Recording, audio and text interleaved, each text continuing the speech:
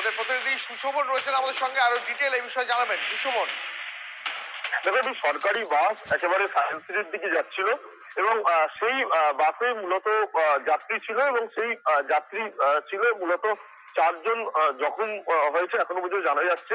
4 জনের মধ্যে একজনের গুরুতর জখম রয়েছে। স্বাভাবিকভাবেই সেই বাসটা কিভাবে উল্টে গেল, যদিও সেটা পরবর্তী তদন্ত সাপেক্ষ বিষয়, কিন্তু এই মুহূর্তে বাস উল্টে কিন্তু যানজট তৈরি হয়েছে। সুশোভন আমাদের সঙ্গে থাকে এই মুহূর্তে। আপনাদের আরো একবার জানিয়ে রাখবো, কলকাতা শহরে সাত সকালে জোড়া বিভ্রাট ছবি দেখাচ্ছি আপনাদের। ভয়াবহ বাস দুর্ঘটনা, তপসিয়ায় উল্টে গেল যাত্রী বোঝাই বাস, আর দুর্ঘটনায় 4 জন জখম হয়েছেন। নিয়ন্ত্রণ হারিয়ে বাসটি উল্টে যায়। এই মুহূর্তে সেই ছবি আপনাদের দেখাচ্ছে এক্সক্লুসিভলি টিভি9 বাংলায়। পিসিআরকে বলবো এই মুহূর্তে পাশাপাশি দুটো ছবি যদি দেখানো সম্ভব হয়, একদিকে শহর কলকাতায় মেট্রো বিভ্রাট, অন্যদিকে শহর কলকাতায় বাসেও দুর্ঘটনা। এই মুহূর্তে জোড়া বিভ্রাটে সাত সকালে জেরবার নিত্যযাত্রীরা। কলকাতায় একদিকে টানেলের ভিতর আটকে গেল মেট্রো, অন্যদিকে বাস দুর্ঘটনা, তপসিয়ায় বাস উল্টে গেল, যাত্রী বোঝাই বাস উল্টে জখম অন্তত 4 জন। এই মুহূর্তে পাশাপাশি দুটো ছবি দেখাচ্ছি আপনাদের। গতকাল রাজ্য সরকারি ছুটি থাকায় তেমন যাত্রীদের চাপ ছিল না রাস্তায়, কিন্তু আজ একটা কাজের দিন। সেই কাজের দিন সাত সকালে জোড়া বিভ্রাট শহর কলকাতায়।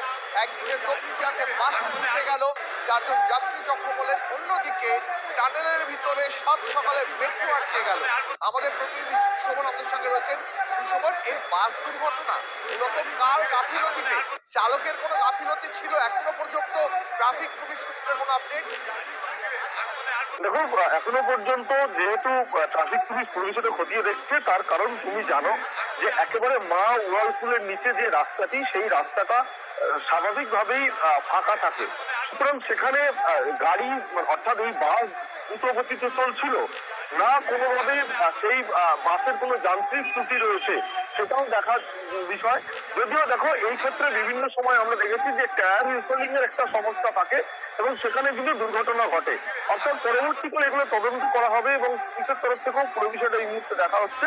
যদিও যেটা মনে করা হচ্ছে যে স্বাভাবিকভাবেই যে 4 জন বর্তমানের মধ্যে একজন যেহেতু গুরুতর আহত, তাকে 4 জনকে হাসপাতালে নিয়ে যাওয়া হয়েছে এবং বারবার পুলিশ কথা বলছে, কিন্তু যেভাবে যানজট সৃষ্টি হয়েছে এই মুহূর্তে যে বাসটা উল্টে গেছে সেই বাসটাকে সরানোর কাজ শুরু হচ্ছে এবং বাসটা সরিয়ে গেলে পর যানজট কিছুটা হলেও নিয়ন্ত্রণে আনা যাবে এবং পরবর্তীকালে পুলিশ তদন্ত করে দেখবে। কিন্তু বাস দ্রুত গতিতে চলছিল কিনা সেটা সিসি ক্যামেরা ইতিমধ্যেই খতিয়ে দেখা শুরু করেছে কর্তব্যরত ট্রাফিক পুলিশ অফিসাররা। সুশোভন, অনেক